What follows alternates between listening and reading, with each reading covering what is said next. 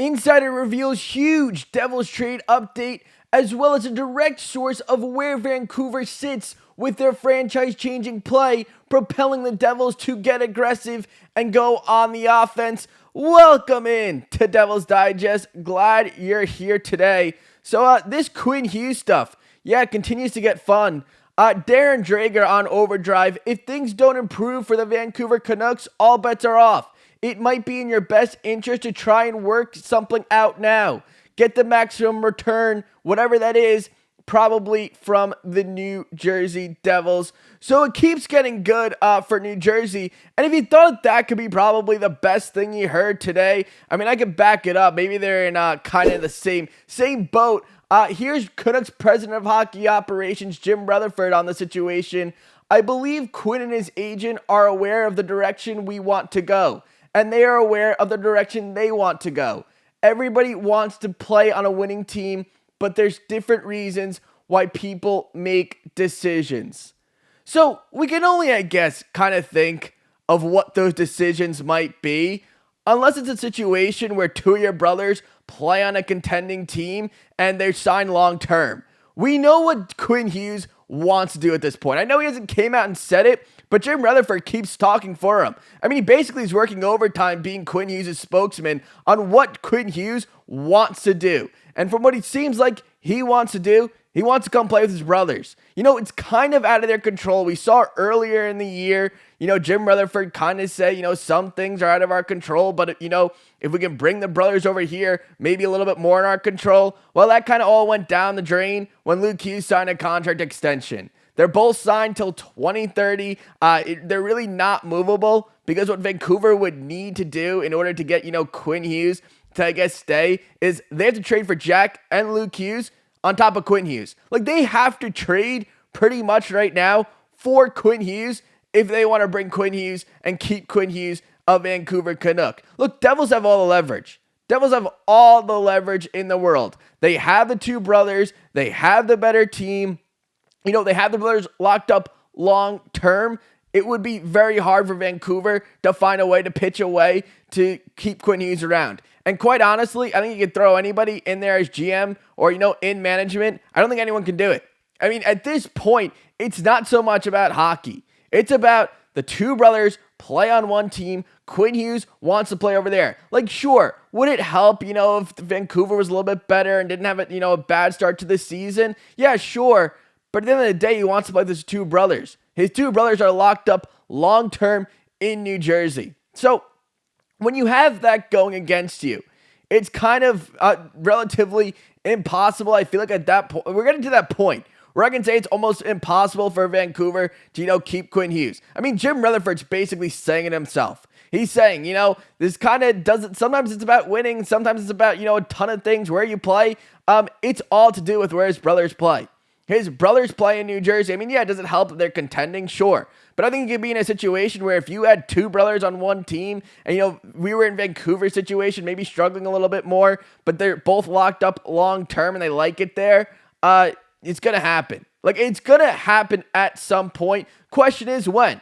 Because he does have 2 years left on his contract and he doesn't have a no trade clause. So, I mean, technically Vancouver can send him out to wherever they want. Because, I mean, there's going to be enough suitors. That I'm sure of. Enough people will be on the Quinn Hughes market. And I know you're going to say to yourself, well, he's going to leave for New Jersey in 2 years. Well, I mean, I'd give up a lot to have a 2 playoff run with the second best defenseman in the league. I mean, this is a generational talent we're talking about in Quinn Hughes. I mean, the numbers speak for themselves. I mean, this guy's won in Norris. He scored 90. He's going to get 100 at some point in his career. This is a generational talent that a team can add for 2 seasons. So who would, be in that? Like I said, a number of teams. Any team that's contending, any team that thinks that he's a missing piece right now would be in on Quinn Hughes. So if the Devils want to find a way to bring him over, I mean, I threw this up a couple days ago, my mock trade, if I was New Jersey, this is what I'd do. I'd give up Antoine Siliev, I'd give up Seamus Casey, I'd give up Lenny Hemenyoa, I'd give up a 2026 and a 2027 first round pick, and I'd put it to bed. Look, I look at this trade and I know you're giving up a ton of value for a guy you can get in 2 years. The way I think about this is, if I give up these players, what I'm doing here is, one, I'm not getting rid of any players in the lineup right now. I can get rid of Antoine Silliv. I can get rid of Seamus Casey. These guys are all futures. These guys are futures. They're not in the lineup right now. So I can get rid of them, call them off. It's all good. When you get a player like Quinn Hughes, you kind of bend the rules a little bit. All of a sudden, you can maybe give up your whole entire, prospect pool, futures. It makes a little bit more sense because they don't become as valuable anymore when you can put up a defense like this. Quinn Hughes, Simone Nemec, first line, Dougie Hamilton, Jonas, Siegenthaler, Brenden, Dillon, Luke Hughes. Look, I can look at this right now, and I know I'm going into the future. There's a chance there's 3 number 1 defensemen on this team. And how many teams in the hockey league right now you can say have 3 number 1 defensemen? I don't think you can. Okay, I don't think you can. You'd have 3 number 1 defensemen in the prime of their career. So all of a sudden, you might like these prospects, first round picks, and you might not have as deep of a prospect pool. Well, how many prospects do you need if you already have 3 number 1 defensemen? How much more defense do you need? The Devils, for a long time, were picking in the top 5 of the draft. We're in the lottery. We're in the lottery conversation come January. January, we were already talking about a lottery where we can pick. And with those picks, they did a good enough job where now they can go contend. Where now, the ages, they all kind of line up. Jack Hughes, Jesper Bratt, Nico Hischier, Timo Meyer, they're all around the same age. Defensively, they're all going to be in their prime. So I'm not going to look too much into it. Do I want to give up the prospect pool for just any player? No. But when I want to keep guys like Simone Nemec, Dawson Mercer on the team, I'll go ahead and I'll go into my prospect pool. I'll go, you know what? These guys might become good players, but I got to be proactive here, and I have a chance to add a generational defenseman. It's okay. All we're betting on is that those players don't become generational defensemen. If they do, good, fine. We got our generational defensemen. They get their elite defenseman. Obviously, I hope the best for, the players who would be involved in this trade. But if you can get your generational defenseman, you don't have to bet on it anymore. You don't have to bet that, these guys are going to become elite. This guy's the right piece. You don't have to anymore. You know what Quinn Hughes is. He's a 90-point defenseman. He's probably going to get 100 one day. He's going to be probably looking like a Hall of Famer, going to be in the Norris conversations for years to come. When I can get that and I can just kind of sign off on it, I'll do it. Especially when I don't have to give up guys that are already on my roster and my team looks pretty good. They're already, going to be a Stanley Cup contender. Now we're just adding Quinn Hughes and we're not replacing anything in our roster. We're not taking any guys out. And I throw this up, and this isn't even to mention, Johnny Kovacevic is out of the lineup right now, and he's signed, 4 years. We'll see what they do there. But looking at this defensive group right now, it'd be tough. You might have 3 number 1 defensemen, and one of them's generational. So, look, Devils, I think, have to be aggressive here. I don't think we should be throwing in guys like, Simone Nemec into the picture anymore, Dawson Mercer into the picture anymore.